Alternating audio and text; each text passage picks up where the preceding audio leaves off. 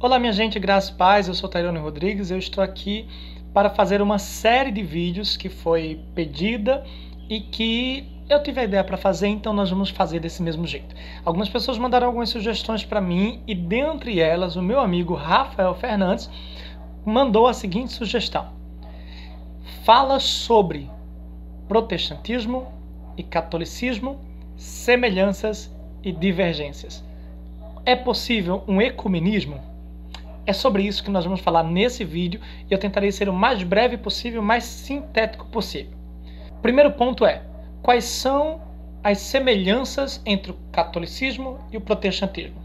A primeira e mais abissal de todas é o fator de serem religiões monoteístas, vindas de uma mesma vertente teológica, por assim dizer. Uma segunda semelhança seria o fator influência. Tanto o catolicismo quanto o protestantismo detêm um grande nível e um grande poder de influência, na verdade, um grande poder de influência sobre a sociedade de uma maneira geral, seja no aspecto social, no aspecto familiar, no aspecto religioso ou no aspecto político. Tanto o catolicismo quanto o protestantismo detêm uma grande parcela de como a sociedade ela é regida de uma forma geral. Um terceiro ponto que eu acho em que o catolicismo e o protestantismo são semelhantes pode ser dentro da sua forma de organização congregacional.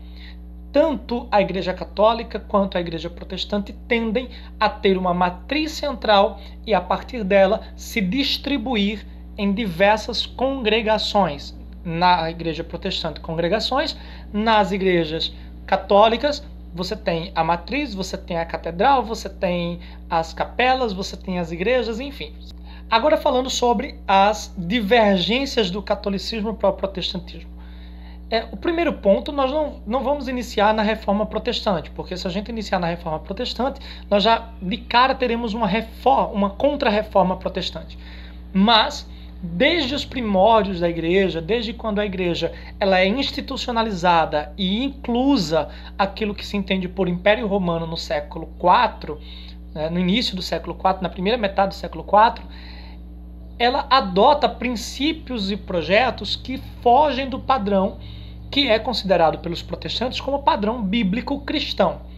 Dentre esses vários pontos, você pode colocar aí, dentre eles, a veneração aos santos, as orações pelos mortos, o batismo de quem já morreu, a alteração da forma de batismo, que eu entendo que essa alteração da forma de batismo, batizando apenas por aspersão, foi durante um período de doença em que não podia se tocar na pessoa, então tinha que aspergir a água sobre a pessoa.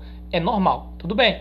Mas os aspectos que a igreja, as proporções que a igreja toma, principalmente nesse sentido, a Igreja Católica nesse início de século, nesses inícios do milênio, melhor dizendo, são proporções que fogem do padrão bíblico. A história vai tentar colocar que a igreja só cresce porque cresceu em Roma, mas a igreja só vai chegar em Roma, por fim, ela já está crescendo, ela já tem a Grécia, já dominou vários pontos.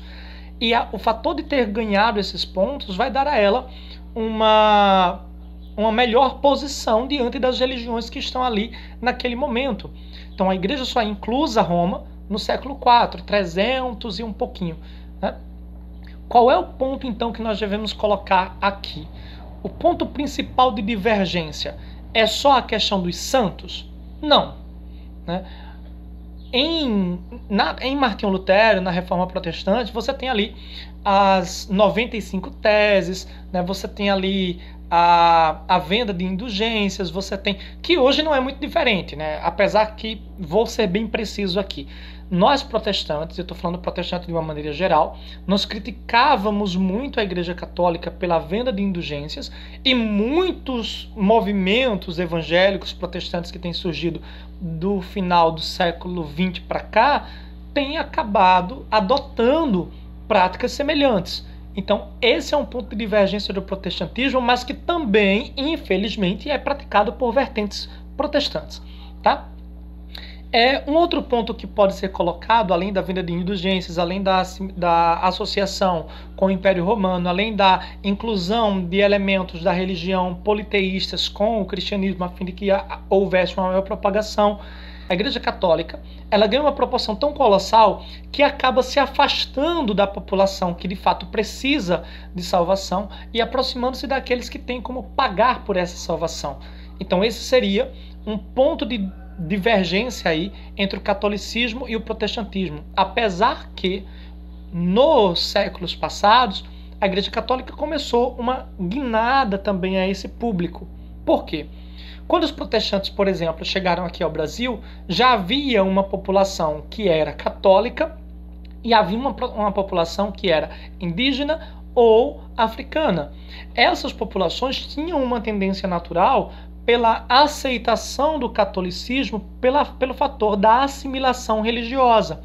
Já que o protestantismo não possui os seus santos, as suas venerações por imagens, não tinha como os índios ou, nesse caso, as forças da natureza, né, dos índios, ou os africanos assimilarem as suas divindades com aquilo que o protestantismo prega.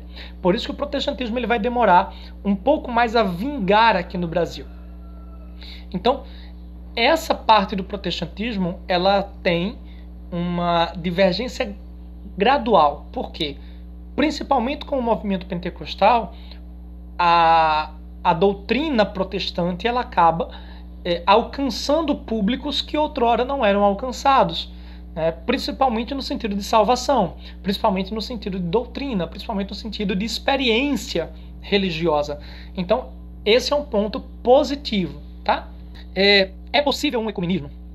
Na minha visão, não. Na minha visão não é possível. Eu explico por quê. Sabendo que há as divergências, mesmo com os pontos semelhantes, as divergências são mais separatistas do que os pontos que têm em comum. Apesar da doutrina ela ser baseada na mesma fé de um Cristo, na mesma fé de um único e verdadeiro Deus, de ter certos padrões litúrgicos semelhantes, mas aquilo que diverge, aquilo que é antagônico, é maior do que aquilo que é semelhante, do que aquilo que é afetiva, acumulativa, não sei que palavra utilizar agora. E sabendo disso, evidentemente, nós temos aí um abismo. Claro que, partindo dos preceitos e dos pressupostos de lideranças religiosas, o que temos a ver, o que temos a perceber, melhor dizendo, é que, para as lideranças, sempre haverá uma possibilidade de ecumenismo. Sempre haverá uma possibilidade de junção religiosa a fim de se formar uma única religião. É evidente. Mas a partir dos princípios religiosos, a partir dos princípios doutrinários, a partir dos princípios litúrgicos até, atualmente adotados tanto pelo catolicismo quanto pelo movimento protestante, não há essa possibilidade na minha visão. Pode ser que haja depois, pode ser que outras lideranças acreditem nisso, e até tem os seus fóruns ecumênicos e tal, que muitas lideranças protestantes participam, mas na minha visão, não há essa possibilidade. Isso quer dizer que não há possibilidade de uma convivência social afetiva, plausível, de mútua ajuda? Não quer dizer isso. Claro que há essa possibilidade. Sabendo que tanto a Igreja Católica quanto a Igreja Protestante, elas possuem um Cristo em comum, socialmente falando, elas podem se ajudar. Doutrinariamente, podem ser divergentes, mas socialmente, elas podem se ajudar. Deixa eu tomar meu café, espera aí. Bom, gente, para o vídeo de hoje é só. Eu volto, acredito que é a próxima semana, com um novo vídeo, com uma nova temática.